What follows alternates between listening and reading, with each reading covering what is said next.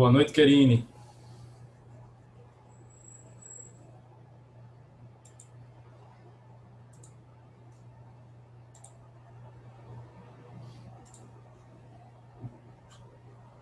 Ah, sim. Tá me ouvindo, professor? Boa noite. Agora sim. Boa noite. Tudo tranquilo aí? Tá pronta? Tudo tranquilo, tô pronta. Ó, muito bem. Nessa primeira parte eu vou, como a gente tinha combinado, né? Eu vou falar sobre o poder originário, aí quando for o poder derivado, aí no começo da segunda parte você já começa, tá? Ok. Boa noite, Zilda. Boa noite a todos e a todas. Boa noite, professor. Boa Boa noite. noite, professor. Boa noite. Boa noite.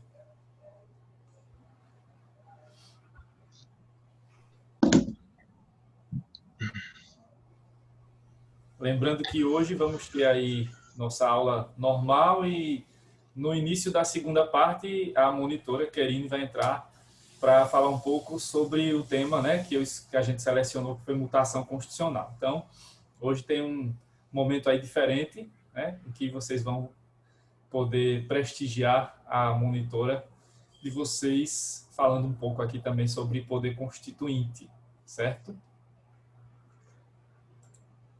Vamos então aqui. O senhor vai começar agora não, né? Não, só na segunda parte.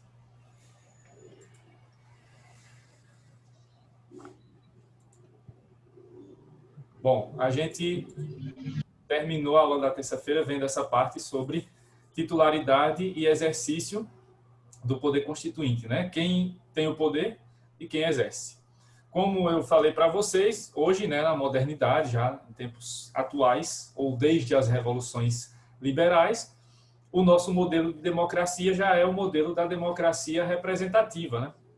E sendo democracia representativa, nós não podemos exercer a democracia sozinhos, então, ou diretamente, né? Então, nós precisamos escolher pessoas dentre as pessoas do povo para que elas possam nos representar lá nos poderes, né? No poder legislativo, no poder executivo, principalmente.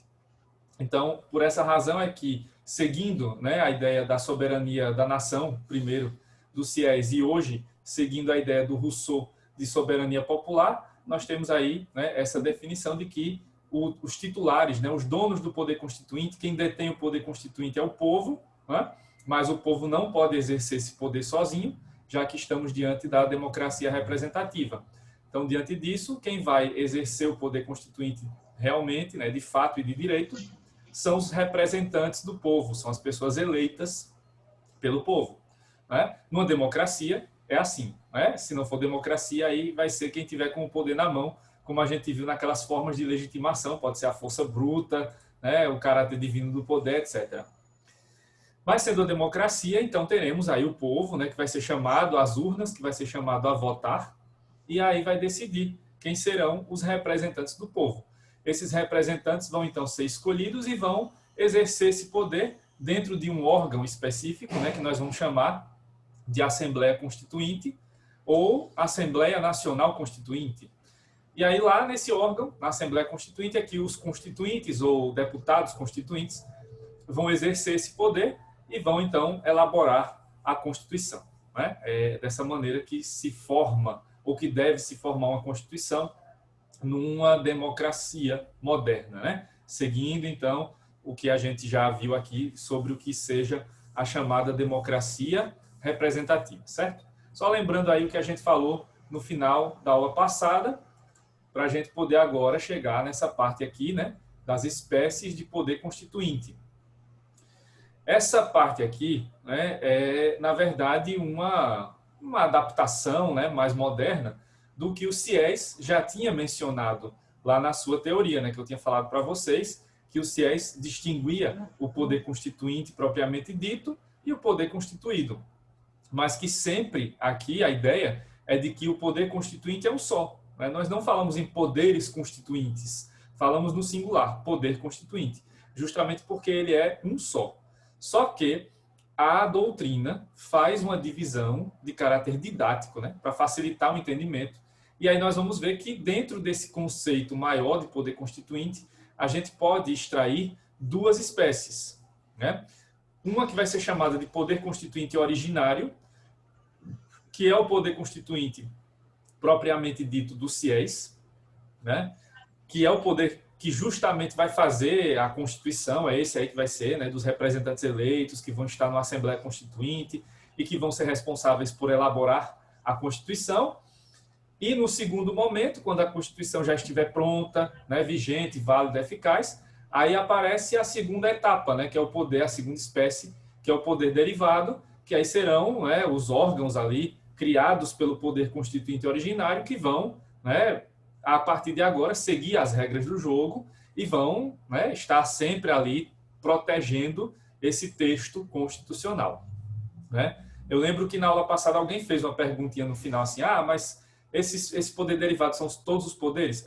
Mas aí a gente vai ver que o enfoque aqui, né, o foco maior vai ser no poder legislativo, né? Já que é ele que vai ser responsável, na maioria das vezes, por fazer as mudanças constitucionais necessárias, né, por meio das emendas.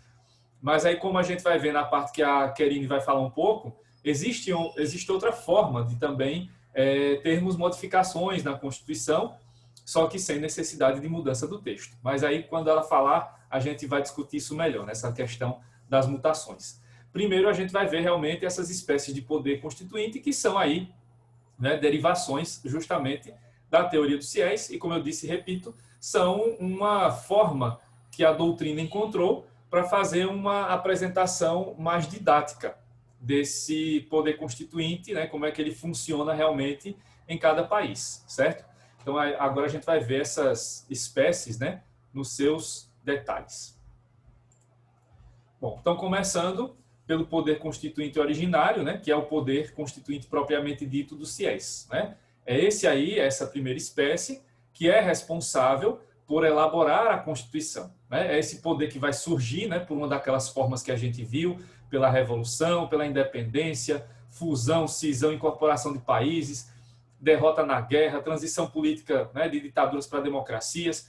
Então, vai ser dessa maneira que vai surgir esse poder, né, essa primeira espécie, o poder originário. E ele vai ser, então, responsável por elaborar essa Constituição, né? É esse poder que vai ser o poder de direito lá que o CIES determinou, ou o poder de fato, né, segundo os positivistas, ou fato mais valor, segundo os neopositivistas, né? Então, esse é o poder responsável, né, essa espécie de poder constituinte responsável por fazer a Constituição, por criar a Constituição, por elaborar a Constituição. Segundo a doutrina, esse poder originário ele vai ter algumas características, né? Serão 5 características, né, que vão aí definir essa primeira espécie de poder constituinte. Então vamos ver quais são essas características e de que maneira a gente pode definir, né, cada uma delas.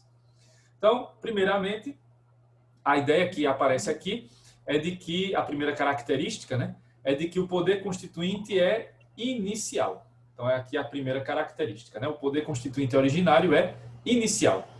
E o que significa essa primeira característica? Bom, o poder constituinte originário é considerado inicial porque ele vai romper com o ordenamento jurídico anterior e vai criar um novo ordenamento jurídico, certo?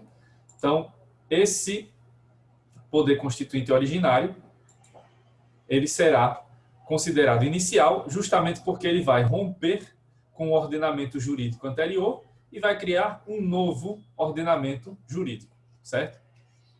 Isso porque a gente viu, né, que para que surja uma nova Constituição é necessário que ocorra uma mudança bastante significativa naquela sociedade. Então, realmente vai haver aqui uma mudança, né, radical, em que aquela Constituição antiga já não faz mais sentido, né, de existir, de ser válida e de ser eficaz naquele momento histórico. Então, vai ser necessário que surja uma nova Constituição. Para isso, ou para que isso aconteça, é necessário que faça-se essa ruptura, né, que se retire de circulação aquela Constituição que já é incompatível com a sociedade naquele momento, para que surja uma nova Constituição. Por isso que ele é considerado o poder originário inicial, porque ele vai agora iniciar, né, vai trazer uma nova etapa. Ou a primeira, né, se é a primeira Constituição, ou uma nova etapa, né, a etapa mais atual, que vai trazer a Constituição mais recente, certo? Então, é por essa razão que a doutrina vai definir o poder originário como inicial, justamente por isso, porque vai trazer essa ruptura, né,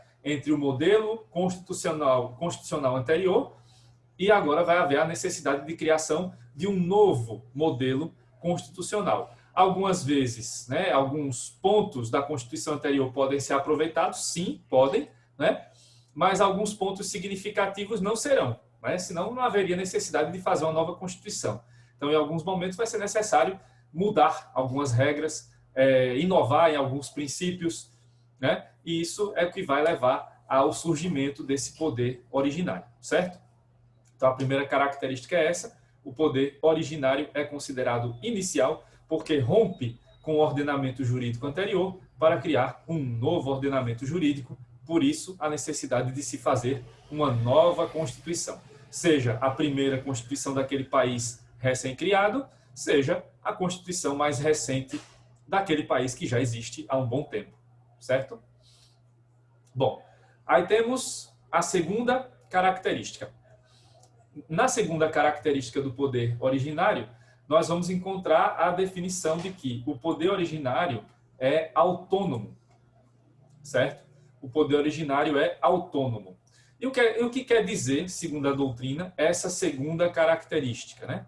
O que quer dizer, né, o que é que significa que o poder originário é autônomo? Bom, o poder originário é autônomo porque não está subordinado a nenhum outro poder, certo? Então, o poder originário é autônomo porque não está subordinado a nenhum outro poder. Vocês estão vendo que isso aqui tudo é Siés na veia, né? Tudo isso o Siés já tinha falado lá na sua teoria. O Siés já tinha dito, né, que quando o poder originário, que quando o poder constituinte está funcionando, ele está acima de qualquer outro poder. Ele é o poder supremo, né? Então, o poder executivo, o poder legislativo, o poder judiciário, todos eles, todos os poderes vão estar subordinados ao poder constituinte originário. Então, a partir do momento em que tenhamos num país uma Assembleia Constituinte funcionando, ela será o órgão máximo. A Assembleia Constituinte vai ser responsável por elaborar a Constituição, que vai ser a norma suprema, e por essa razão, enquanto a Constituição não estiver pronta, é o poder originário que fará as vezes da Constituição.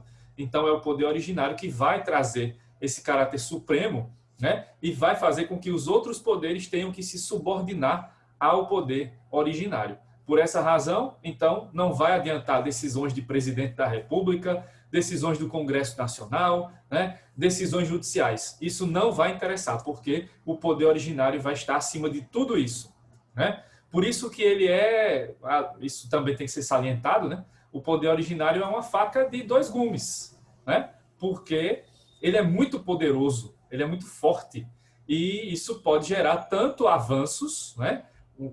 Uma Constituição muito melhor para aquela sociedade, uma Constituição mais moderna, uma Constituição realmente com a cara do povo, como pode gerar o inverso, né? Uma Constituição que esteja totalmente contra os interesses do povo, uma Constituição que só favoreça as elites, né? Políticas, econômicas, etc., né? E que faça até que as pessoas percam direitos, né? E que exista uma separação de poderes diferente, por exemplo, que não seja democrática. Então, é uma situação complicada. Não é, né, o poder constituinte não é uma situação que deve ser usada toda hora, né? É um remédio muito forte e que só pode ser usado em momentos cruciais da história daquela sociedade. Não dá para ficar usando o poder constituinte toda hora, porque aí você corre muitos riscos. Por exemplo, de perder uma Constituição democrática para agora ter uma Constituição autoritária, né? Por isso que os casos de cada país têm que ser vistos separadamente, né? Que a gente viu agora recentemente o Chile, que está lá, né, tentando varrer a última herança do desgraçado do Pinochet. E aqui no Brasil tentaram agora, né? Tem o Ricardo Barros aí que queria fazer um plebiscito aqui para mudar a Constituição brasileira. Para quê? Né? A nossa Constituição é a melhor que nós temos, né? Diferentemente da do Chile, que é uma Constituição ainda herança da ditadura do Pinochet. Né? Então, para que essa mudança? Essa mudança aqui no Brasil favoreceria a quem nesse momento? Né? E criar uma Assembleia Constituinte nesse momento no Brasil de alta polarização, né? Em que os vários lados políticos não se entendem, realmente seria necessário? O que sairia disso? Né? Que, né, resultado sairia de de um poder constituinte originário agora no Brasil. Né? É algo bastante temeroso, né? Para esse momento político que o Brasil vive, que é extremamente perigoso. Então, vejam, por isso, né? Por isso que é necessário fazer o alerta, né? De que esse poder é muito forte, justamente porque ele não estará subordinado a nenhum outro poder, né? Então, não adianta vir o presidente tomar alguma atitude contra a Assembleia Constituinte, não vai servir de nada. Não adianta o Congresso aprovar uma lei, porque não vai adiantar de nada. Não adianta o Supremo Tribunal Federal decidir algo contra a Assembleia Constituinte, não valerá de nada, porque a Assembleia Constituinte estará acima de qualquer outro desses poderes, certo? É isso que significa a segunda característica, né, de que o poder originário é autônomo, certo? Passando, então, para a terceira característica. A terceira característica do poder constituinte originário é de que esse poder é considerado incondicionado, certo? Então, o poder originário é considerado incondicionado. O que significa essa terceira característica? Bom, o poder constituinte é considerado como incondicionado pela doutrina porque não está sujeito a nenhum processo ou procedimento prévio, certo? Então, o poder constituinte originário é incondicionado porque não está sujeito a nenhum processo ou procedimento prévio, certo? O que é que isso significa? Bom, isso significa o seguinte: não há nenhuma condição prévia, certo? Pela qual o poder originário esteja subordinado. Essa é só outra face, né, dessa história de que o poder originário é supremo. Se o poder originário não está subordinado a nenhum poder, né, como a gente viu no autônomo, o poder originário também não vai estar subordinado a nenhuma lei, né, a nenhum decreto, a nenhuma medida provisória, e nem à Constituição anterior, né? Porque se esse poder veio, né, surgiu para criar uma nova Constituição, ele não pode ter nenhuma amarra, ele não pode estar amarrado a nada, certo? Então, o máximo que vai acontecer aqui é o seguinte: vai ser necessário, por exemplo, criar uma emenda constitucional ou aprovar uma lei que determine, né, a criação da Assembleia Constituinte e a convocação das eleições, certo? Então, quando há necessidade de se ter uma nova Constituição, geralmente é isso que acontece, né? Foi o que aconteceu aqui, que a gente já viu na história das Constituições com 88, né, com a nossa Constituição atual. Foi criada uma emenda constitucional para a Constituição de 67 e 69, né, convocando ali, né, a necessidade de uma nova Assembleia Constituinte, convocando eleições, e aí depois que as eleições foram feitas e o resultado saiu, aí tivemos o início dos trabalhos, né, da Assembleia Constituinte. Mas, além disso, não há nenhuma outra consequência, né, desse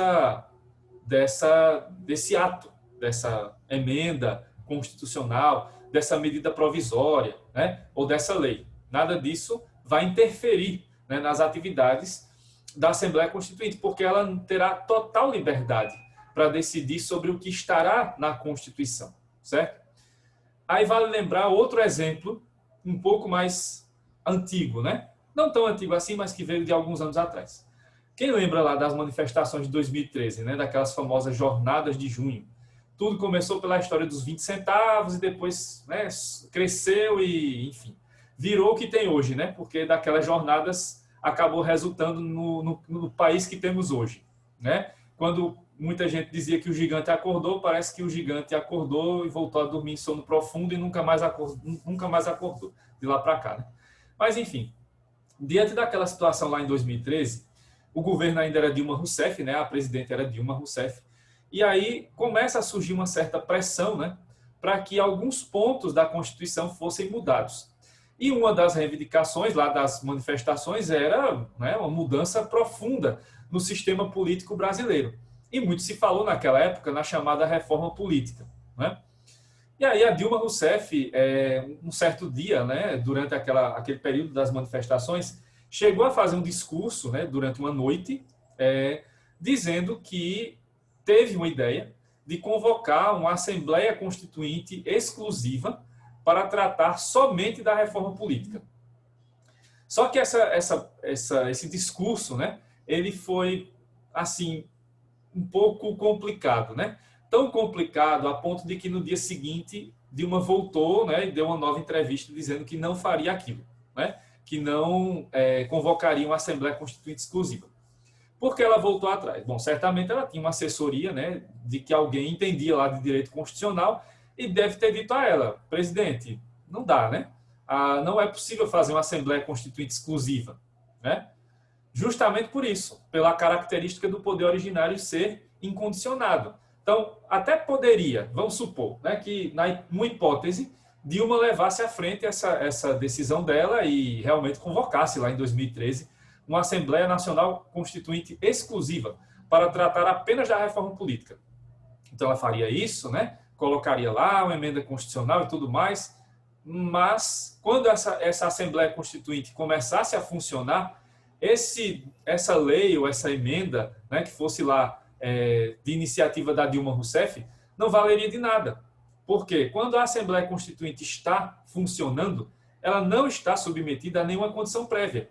Isso seria uma condição prévia. Vamos fazer uma emenda aqui delimitando. A Assembleia Constituinte só pode tratar desse tema, desse e desse. Isso pode ser ignorado, e certamente vai ser ignorado pela Assembleia Constituinte, porque ela pode fazer o que ela quiser na Constituição.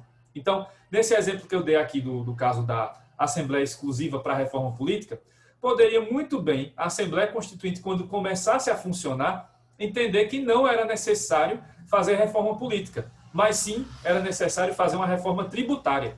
E aí eles iam lá e fariam uma nova Constituição, fazendo uma ampla reforma tributária, mas sem mexer naquilo que tinha sido a causa da criação da Assembleia, que era a reforma política. É possível? Claro que é, porque o poder constituinte é incondicionado. Não existem condições prévias para o seu exercício. Pode até ter lá escrito numa lei, na emenda, enfim, né? Mas isso não vai vincular o poder originário. Ele vai fazer, os constituintes, quando estiverem trabalhando lá na Assembleia, vão poder fazer o que eles quiserem e bem entenderem. Por isso que eu digo e repito, é um poder muito forte e que só pode ser usado em situações cruciais, porque ele é uma faca de dois gumes, né?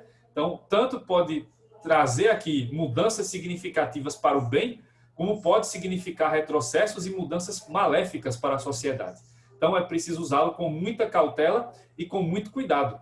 Por isso que não vamos ver, né, todo ano se manifestando um poder constituinte originário. É raro acontecer a cada década, a cada período de décadas, né, 20, 30, 40 anos, e assim vai, né? Ou nunca, no caso dos Estados Unidos, que só tiveram até hoje uma Constituição, então só teve um poder originário, de lá para cá mais nenhum, né?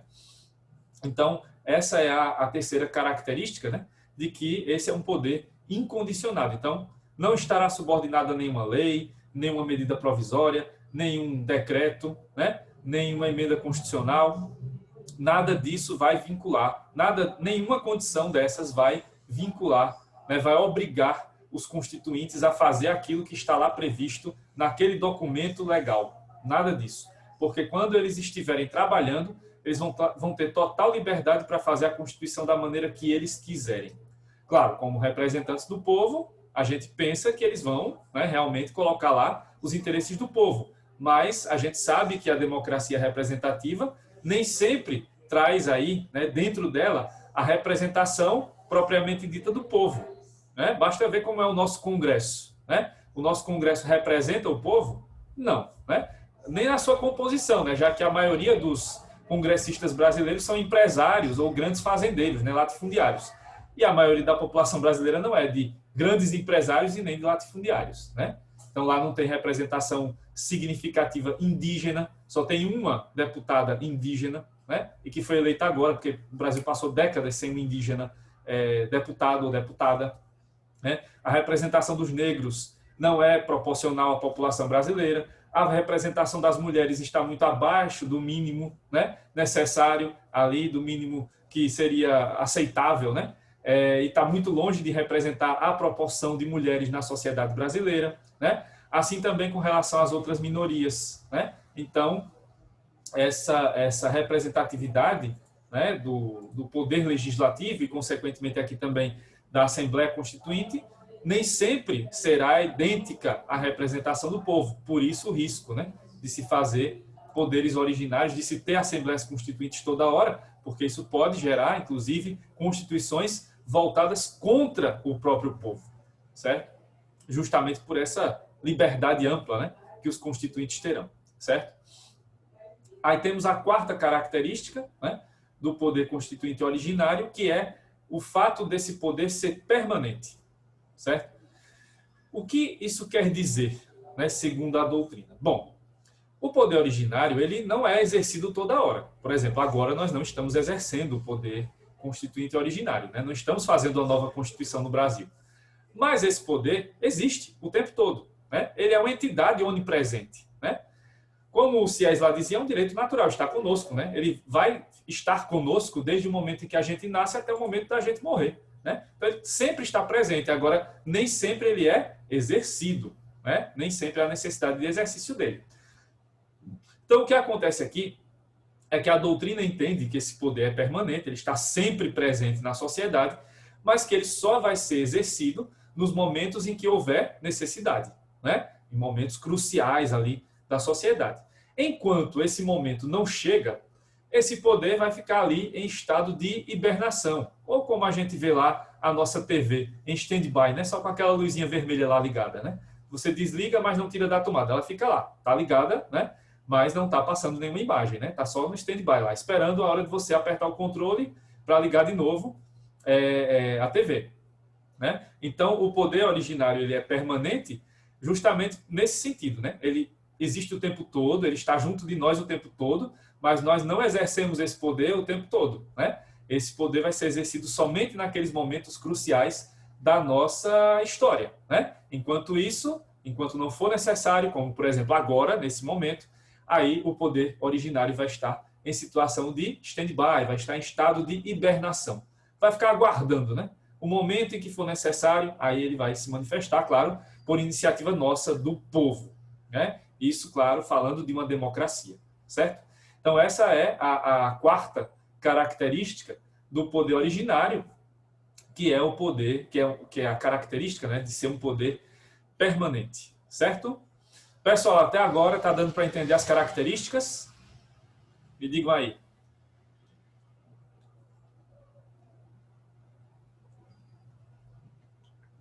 Tranquilo, professor. Ok. Muito bem.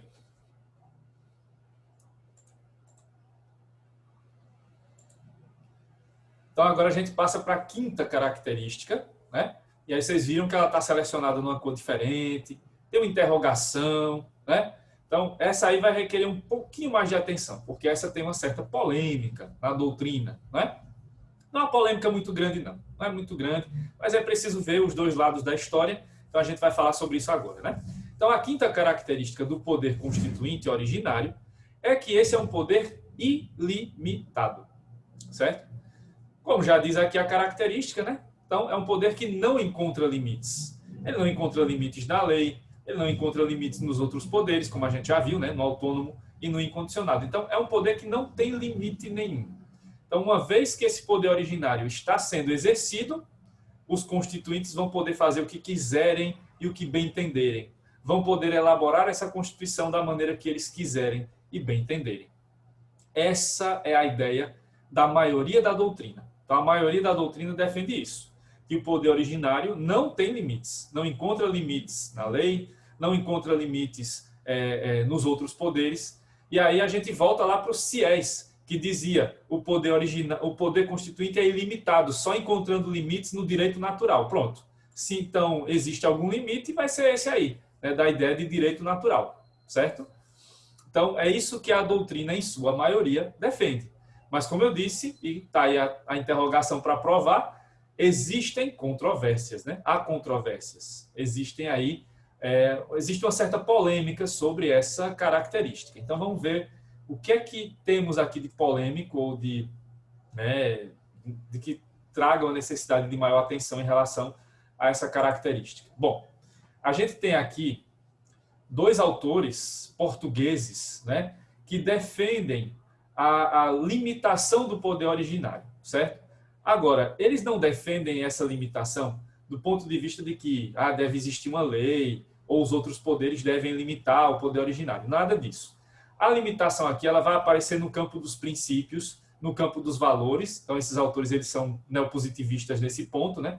Então, eles vão trazer alguns valores aqui que vão ter que ser respeitados e que são considerados por eles limites históricos, limites sociais, que vão ter que ser obedecidos lá pelo poder originário, né? Esse poder originário vai ter que, pelo menos, observar esses pontos.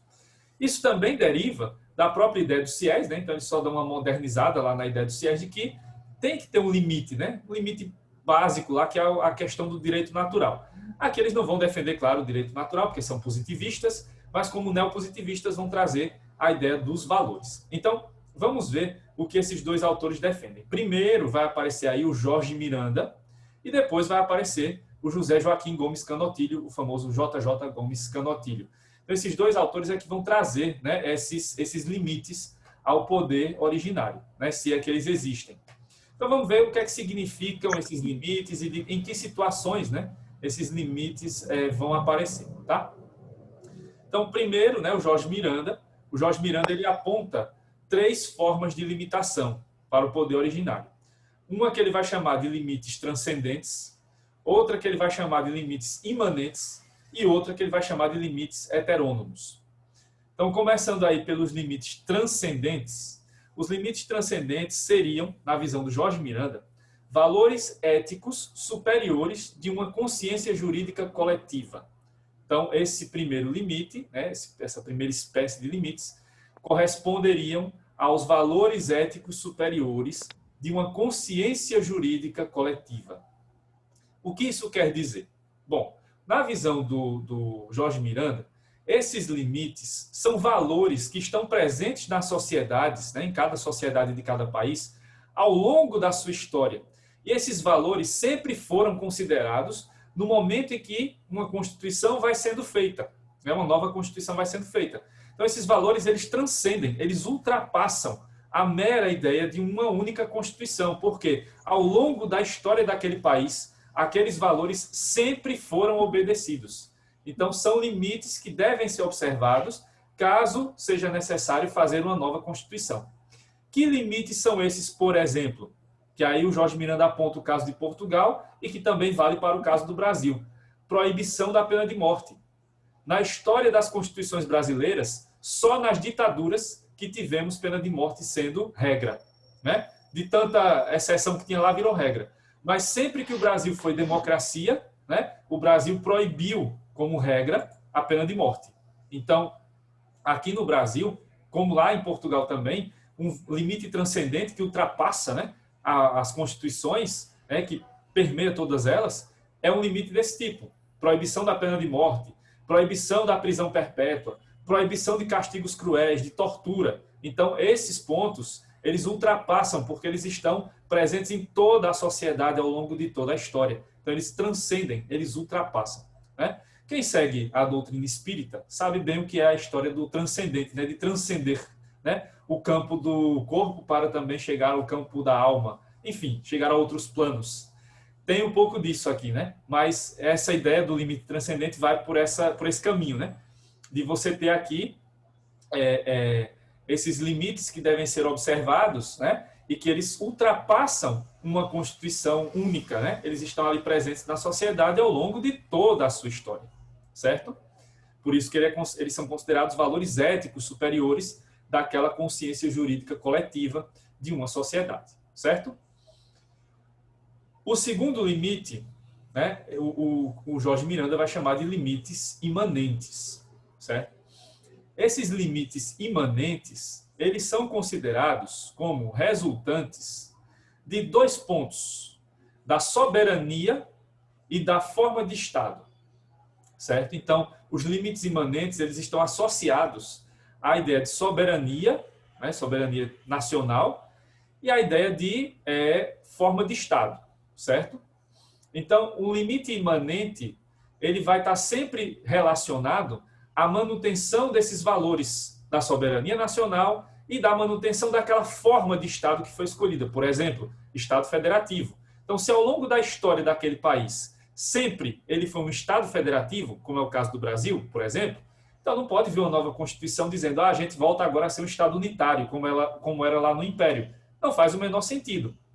Da mesma maneira, a questão da soberania, né? Ao longo da história, o Brasil sempre prezou pela soberania nacional como um dos seus valores fundamentais. E um dos pontos fundamentais da soberania nacional é impedir que outro país estabeleça, por exemplo, bases militares aqui, né? E esse limite já foi desobedecido agora, nesse atual governo, quando o Brasil alugou a base de Alcântara para os Estados Unidos. Então, o Brasil já perdeu, na prática, uma parte do seu território, né? Porque quem é que vai conseguir recuperar esse território dos Estados Unidos, né? E não tem mais acesso dos brasileiros lá, né? O acesso livre não tem mais, porque essa base agora é alugada pelos americanos, né? Então, isso foi um caso gravíssimo de ofensa à soberania nacional, vindo justamente, né, de um governo que se diz patriota e representante das Forças Armadas, né, que são considerados, são auto-intitulados patriotas. Uma vergonha sem tamanho. Mas é isso, né? Então imagina, se não pode nem o poder originário fazer isso, imagina um presidente fazer e um governo. Pior ainda, né? Então, para vocês verem o nível de desestruturação que está o Brasil, né? Então, isso nem poderia ser feito pelo poder originário, quanto mais pelo poder que está aí funcionando subordinado à Constituição. Aí alguém perguntou aqui, quem foi? Por isso que é vedada a secessão? Também, né, Marcelo? Foi isso. Justamente, né? Não dá para fazer separatismo lá com o pessoal, uma minoria, né, do Sul quer montar um estado ali no Rio Grande do Sul, uma minoria em São Paulo, aqui no Nordeste de vez em quando se fala em separar o Nordeste de brincadeira, né? Aí não dá para fazer secessão justamente porque também ofenderia a questão da soberania nacional e da própria questão da federação, né? Então é esse o sentido aqui do limite imanente. E finalmente temos os limites heterônomos, né? Os limites heterônomos, né, o terceiro tipo de limite, esse já vai estar relacionado à questão mais internacional, né, mais globalizada. Esses limites eles são resultantes de princípios, regras ou atos internacionais, certo? Então, são resultantes de princípios, regras ou atos internacionais. Eles são voltados principalmente à questão da defesa dos direitos humanos, né, nesse caso aqui, são voltados principalmente à defesa dos direitos humanos e a alguns limites que sejam estabelecidos também de maneira interna entre o Estado, né, a União e os Estados da Federação. Então, os limites heterônomos eles têm a ver com a questão dos direitos humanos, né, a defesa de tratados, convenções internacionais que defendam os nossos direitos, né, a nível internacional, os direitos humanos, e também algumas questões relacionadas à separação ali entre União e Estados da Federação, certo? Então, seriam esses aí os três limites para o poder originário do Jorge Miranda, lembrando que está em nível de valores, ou seja, a nível teórico, e essa é uma posição minoritária, né? Estou só mostrando que é possível, mas que não é seguido pela maioria da doutrina, né? E aí temos o Canotilho, né? O JJ Gomes Canotilho, que vai apresentar duas formas de limitação, que são os princípios de justiça e os princípios de direito internacional e de direitos humanos. Na verdade, aqui, a ideia do Canotilho é bem parecida com a do Jorge Miranda. Então, deixa eu só associar os dois aqui, né? Quando o Canotilho fala dos princípios de justiça, ele está se referindo, na verdade, aqui, àquilo que o Jorge Miranda colocou como limites transcendentes e limites imanentes, certo? Então, os princípios de justiça são os princípios de direito interno, que tratam das questões que transcendem, né, as constituições, que tratam da soberania, da forma de Estado. Isso entra nos princípios de justiça. E como princípios de direito internacional e de direitos humanos, entram os limites heterônomos do Jorge Miranda, certo? Que tratam da defesa dos direitos humanos e que tratam da defesa, né, também dos tratados e convenções internacionais que cada país vai assinando, né, se comprometendo ali, esses compromissos internacionais, né, de obedecer a normas que outros países também vão obedecer, né, nesse modelo globalizado. Certo? Então, esses são os limites, né, possíveis, mas que são da minoria da doutrina, portanto, a maioria continua dizendo que são, né, não existem esses limites, é um poder ilimitado. Já eu volto, né, falta menos de um minuto, e aí eu volto na sequência para a gente continuar nossa aula. Até já!